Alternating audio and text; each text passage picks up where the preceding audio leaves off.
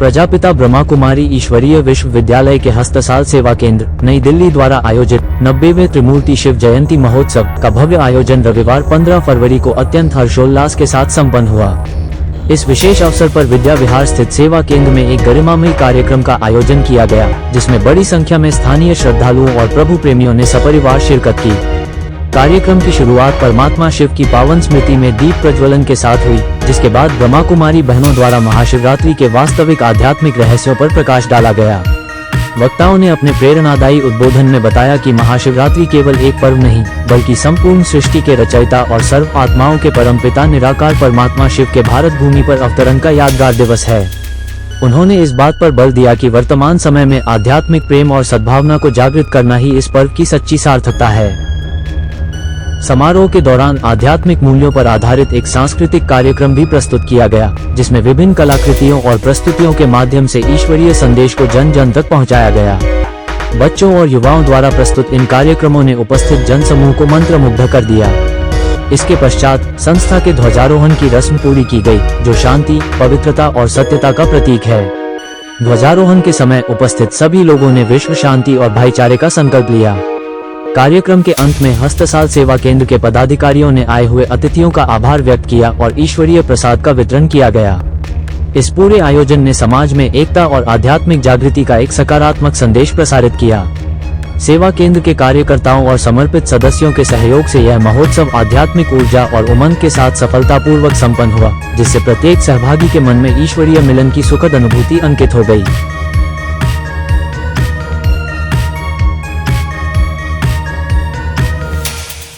बहुत अच्छा लगा।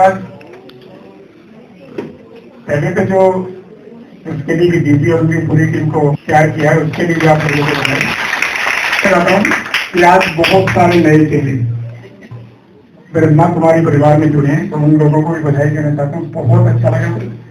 और दीदी और डॉक्टर एक आसान सा तरीका, अगर कोई बोलता है, उल्टा बोलता है, कोई सीधा बोलता है, कोई कैसे भी बोलता है, तो केवल चुप्पी साधो।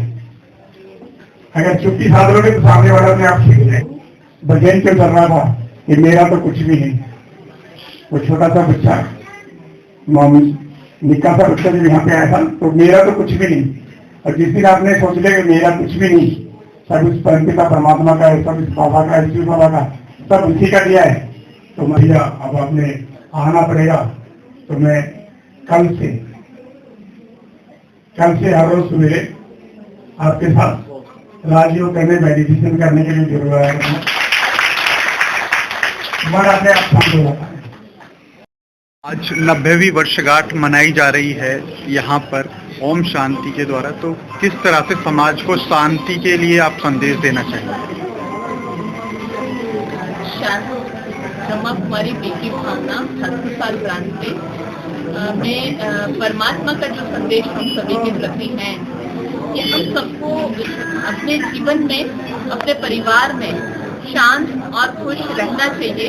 और इसके लिए जो है कि बच्चों को बचपन से ही ये शिक्षा देनी चाहिए, क्योंकि जो माता पिता में जो संस्कार होते हैं और जो गुण होते हैं, वो जब माता पिता बच्चों को बचपन से ही शिक्षा देते हैं, तो इसका प्रभाव जरूर बच्चों में भी आता है। वो परिवार बहुत अच्छा परिवार बन जाता है और इससे हमारा समाज भी फिर एक अच्छे से बनता है। ये ब्रह्मा कुमारी संस्था का यही लक्ष्य है कि फिर से इस भारत को हमें सुखमय बनाना है, वर्ग बनाना है। ब्रह्मा कुमारी संस्था जैसे कि अगर विश्व की सबसे बड़ी ऐसी संस्था है जो महिलाओं द्वारा संचालित की जा रही है, महिलाओं के लिए क्या संदेश देना चाहिए? बिल्कुल, भारत को भी जो है हम माता कहते हैं, वंदे मातरम कहा जाता है। तो हमें जो है कि महिलाओं को, माताओं को, और ये ब्रह्मा कुमारी संस्था में परमात्मा ने विशेष माताएं, कन्याएं और वही एक निमित्त बनाए हैं, उन पर भी ये ज्ञान का कलश रखा है कि आप इस भारत का उत्थान करने के निमित्त हो। इसके लिए आपको अपने आप को भी ऐसा एक शिक्षित नारी और एक समझदार और जो बच्चों को भी वो शिक्षा दे सके, ऐसा अपना खुद का व्यवहार हो। ये संदेश हम महिलाओं को जरूर कहेंगे, क्योंकि जो आप करेंगे वो आपके बच्चों में और समाज में लेके आता है। हमारी प्रकृति माता को भी आत्मरक्षा की बहुत आवश्यकता है। तो आपका जो जैविक खेती है वो किस तरह से यूजफुल हो सकता है? क्या प्लास्टिक के बावजूद भी पौधे जो हमारे पनप सकते हैं, पेड़ बड़ा आकार ले सकता है? जरूर इसका जो है फर्क तो पड़ता ही है कि जो इतना पॉल्यूशन है आज इस समाज में और इस प्रकृति के साथ जो हम इतना कर रहे हैं, तो इसका इफेक्ट आता है। तो इसी के ही कारण से जो आज हम जो अन्न लेते हैं, फ्रूट वगैरह हमें जो मिलता है, उसमें वो ताकत नहीं है और इसके साथ हम और केमिकल्स को भी इस्तेमाल कर रहे हैं। तो जरूर हम कहेंगे कि इसका हमें प्रयोग बहुत मतलब करना ही नहीं चाहिए, लेकिन धीरे धीरे ही ये कदम होगा, क्योंकि बहुत ज़्यादा हम उनके साथ इतना इन्वॉल्व हो चुके हैं व्यक्ति के साथ। तो इसके लिए हमें ज़रूर ये संकल्प लेना चाहिए कि हम इन प्लास्टिक को और जो भी ऐसी प्रकृति को नुकसान पहुँचा रही है ऐसी चीज़ों से हमें दूर रहे, यानी कि उसका प्रयोग कुछ कम करते जाए। इससे हमारा ये जो पांचों तत्व है, प्रकृति है, वो समृद्ध होती जाएगी, शक्तिशाली होगी। महिला सशक्तिकरण की दिशा में ब्रह्म कुमारी इसका क्या योगदान है? जैसे हमने आपको पहले ही बताया कि ब्रह्मा कुमारी संस्था विश्व की एक ऐसी संस्था की जहाँ पर महिला ही सारा जो है संचालन करती है। तो कहने में तो आता है कि नारी अबला है, नारी इतना नहीं कर सकती है, लेकिन ऐसा नहीं है। नारी में वो शक्ति है जो लाखों, जो आप देखेंगे कि ब्रह्मा कुमारी संस्था में इसके रेगुलर स्टूडेंट हैं कि जो सारा कार्य कर रहे हैं। तो इसका एक प्रैक्टिकल प्रमाण है कि ब्रह्मा कुमारी संस्था की जो महिला ही कार्य करता है इसमें कि कितना अच्छे रूप से ही ये संगठन और जहाँ शांति बनी रहती है। तो महिलाओं को आज से ये करना चाहिए कि एकजुट होकर के कार्य करें और ऐसी गलत चीजों से वो खुद भी दूर रहे और अपने बच्चों को भी इससे दूर रखें। यही हमारा संदेश है। युवाओं को राजयोग से जोड़कर किस तरह से उन्हें आत्मिक शांति प्रदान की जा सकती है?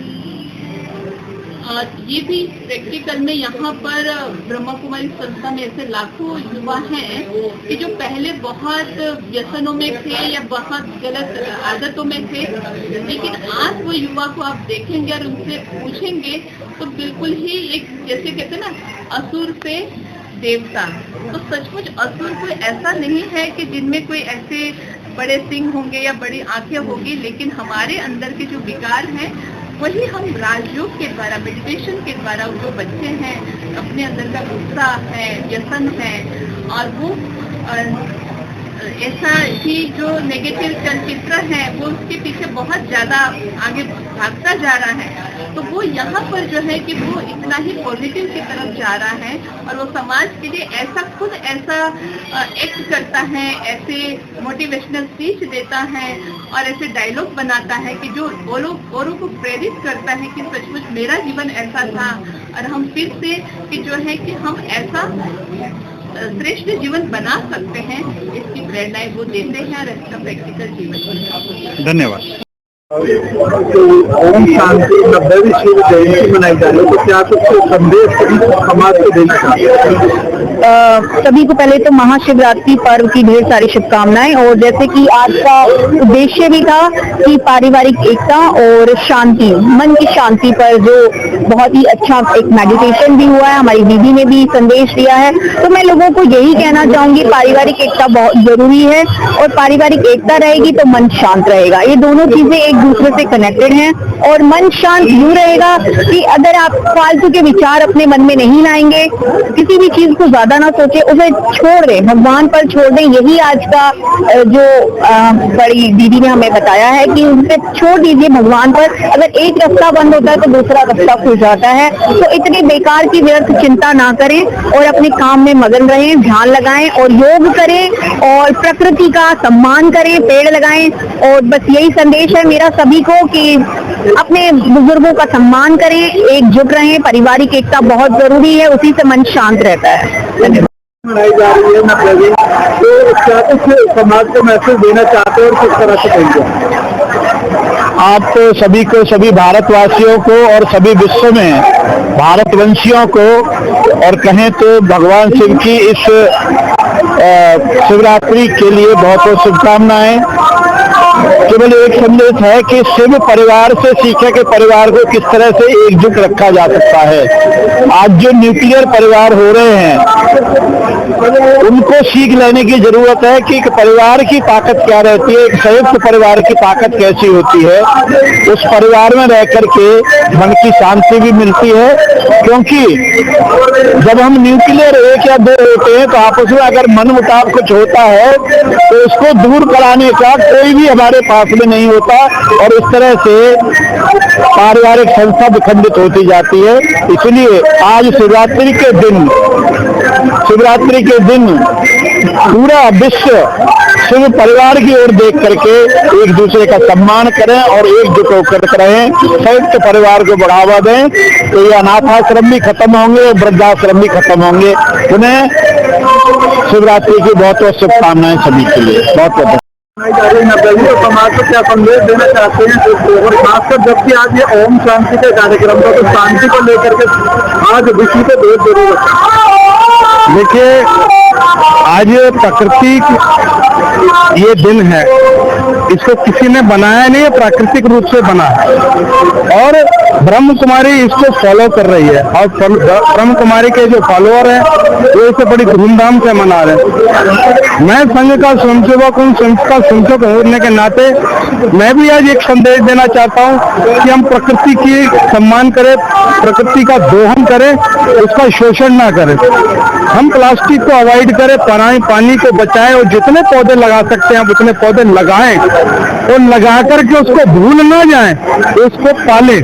वो तब तक पालें जब तक वो अपने पैरों पे खड़ा ना आ जाए। ये प्रकृति के लिए सबसे बड़ा काम होगा, क्योंकि हमने कोविड के दौरान देखा है कि जब हम घरों के अंदर थे तो प्रकृति कितनी शांत थी और कितनी शुद्ध थी। हम जब घरों से बाहर निकले हमने ही सब कुछ अनर्थ कर रखा है। अगर हमने अनर्थ किया है तो उसको ठीक करने का कर्तव्य भी हमारा है, ड्यूटीज भी हमारी है। हम ज्यादा से ज्यादा पेड़ लगाएं, पानी को बचाएं और प्लास्टिक को, जो वन टाइम यूज जो प्लास्टिक है उसको अवॉइड करें। कुछ चीजें ऐसी हैं जो प्लास्टिक में बनती है और उसका कोई दूसरा ऑप्शन नहीं है, उसको तो हम रिसाइकलिंग में लेके आए, लेकिन प्लास्टिक को हम छोड़ेंगे नहीं जब तक हम प्रकृति का सम्मान नहीं करेंगे। हम चाहे जितनी मर्जी शिवरात्रियों को मना लें, उन शिवरात्रियों को मनाने का सार्थक दिन तो वही होगा जिस दिन हम अपनी इन गंदी आदतों को छोड़ेंगे। धन्यवाद। महापर्व की ढेर सारी शुभकामनाएं। और आज जैसे कि बहुत ही अच्छे विषयों पर बात हुई है यहाँ पर कि पारिवारिक एकता और मन को, चित्त को शांत रखना बहुत ही जरूरी, दोनों बहुत इंपॉर्टेंट टॉपिक, और जिसपे हमारी दीदी भावना दीदी ने बहुत ही अच्छे से डिस्क्राइब किया, बहुत अच्छा लगा। मतलब आज तो शिवरात्रि का जो पर्व है वो सफल हो गया इस तरह के मेडिटेशन और इस तरह के कार्यक्रम में आकर। मैं इस टीम को तहे दिल से धन्यवाद करती हूँ जो मुझे आज शिवरात्रि व्रत के दिन बुलाकर मुझे इतना बड़ा तोहफा दिया। और हमारे भाई ने भी बहुत ही अच्छी बातें बताई, उनमें से अगर हम आज कुछ भी 2 बातें फॉलो कर लें तो समझिए दिन सफल हो गया। तो मैंने आज बहुत बड़ा लेसन लिया है कि मैं अपने मन को शांत रखने की पूरी कोशिश करूंगी। हो जाता है हमारा शेड्यूल भी कुछ ऐसा है, घर पारिवारिक चीजें सबके साथ हैं ये, तो कुछ ऐसे होता है कि जो चीज आपको समझ में ना आए उसे छोड़ दें, भगवान के ऊपर छोड़ दें और मन को शांत कर लें, तो कहीं ना कहीं से रास्ता निकल आता है। ये चीज मैंने कई बार करके देखी और बिल्कुल हुई है। जैसे दीदी ने कहा कि एक गेट बंद होता है तो दूसरा गेट जरूर खुल जाता है। तो मैं सभी को यही कहूंगी कि अपने मन को शांत रखना बहुत जरूरी है। हर 10 में से 7 आदमी को आज डिप्रेशन की समस्या से जूझना पड़ रहा है और ये बहुत गंभीर है। इसी से ही सारी और बीमारियां शुरू होती हैं। तो अपने मन को शांत रखना बेहद जरूरी है। और जैसे कि ब्रह्म कुमारी अहम रोल अदा करती हैं, जिस तरह से उन्होंने बताया कि डेली प्रैक्टिस होती है यहाँ पर, लग रहा है मुझे भी ज्वाइन कर लेना चाहिए जब समय निकले। मैं पूरी कोशिश करूंगी कि जितना मेरा समय होगा मैं जरूर यहाँ पर दूं। और बहुत ही अच्छा लगा इस चीज की